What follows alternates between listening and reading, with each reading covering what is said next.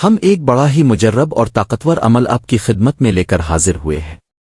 یہ وظیفہ بالخصوص میرے ان بھائیوں کے لیے ہے جو اپنے کاروبار کی وجہ سے پریشان ہیں، اور وہ جو پریشان ہیں گھر میں پیسہ تو آتا ہے لیکن جیسے پیسہ آتا ہے ویسے ہی پیسہ خرچ ہو جاتا ہے، یعنی کہ پیسے میں کوئی خیر و برکت نہیں ہوتی۔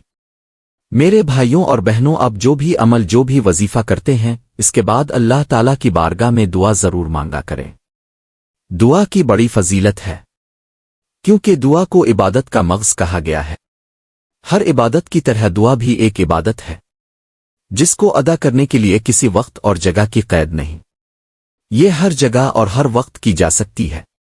دعا ان اہم عبادات میں سے ہے جن کا اللہ تعالیٰ نے اپنے بندوں کو حکم دیا ہے، اس لیے اس کی قبولیت کا وعدہ کیا ہے اور اس سے اعراض کرنے والوں کو وعید سنائی ہے۔ اللہ رب العزت کا فرمان عالی شان ہے کہ تم مجھ سے دعا کرو، میں تمہاری دعا ضرور قبول کروں گا۔ نبی کریم صلی اللہ علیہ وآلہ وسلم کا فرمان عالی شان ہے کہ تمہارا پروردگار باحیا اور سخی ہے، جب اس کا بندہ اس کی جانب دونوں ہاتھوں کو اٹھاتا ہے تو اللہ تعالیٰ کو اس بات سے حیا آتی ہے کہ انہیں خالی لوٹا دے۔ وظیفہ کا طریقہ۔ تو دوستو چلے چلتے ہیں آج کے وظیفے کی جانب۔ یہ جو وظیفہ ہے یہ اللہ رب العزت کے صفاتی نام کا ہے۔ اس نام کو پڑھنے سے اللہ تعالیٰ آپ کے گھر سے ہر طرح کی تنگ دستی کو ختم کر دے گا، آپ کی ہر طرح کی پریشانی ختم ہو جائے گی۔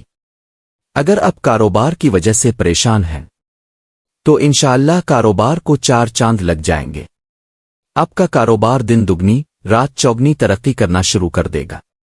آپ کا کاروبار بڑا ہے تب بھی آپ اس عمل کو اپنی زندگی کا معمول بنا لیں، پھر دیکھتے جائیں کہ اللہ تعالیٰ کی رحمت آپ پر کیسے برستی ہے۔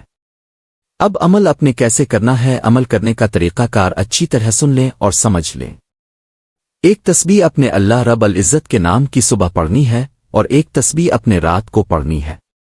اپنے سب سے پہلے درود پاک کا نذرانہ پیش کرنا ہے۔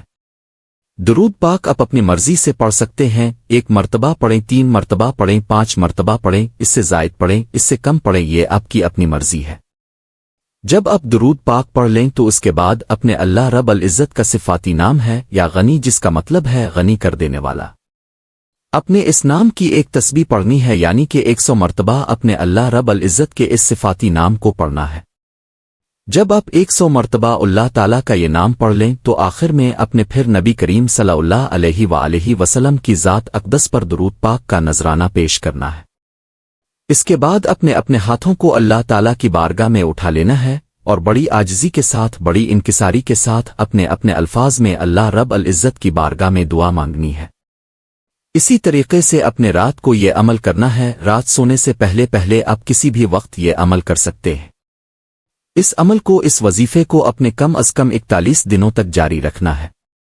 صبح شام اللہ تعالیٰ کے اس نام کی ایک تسبیح پڑھنے کا معمول بنا لینا ہے۔ اگر آپ چاہیں تو اس عمل کو، اس وظیفے کو اپنی زندگی کا معمول بھی بنا سکتے ہیں۔ جیسے جیسے آپ یہ عمل، یہ وظیفہ پڑھتے جائیں گے، آپ دیکھتے جائیں گے کہ اللہ تعالیٰ کی رحمت کیسے آپ پر موسلا دھار بارش کی طرح برستی ہے۔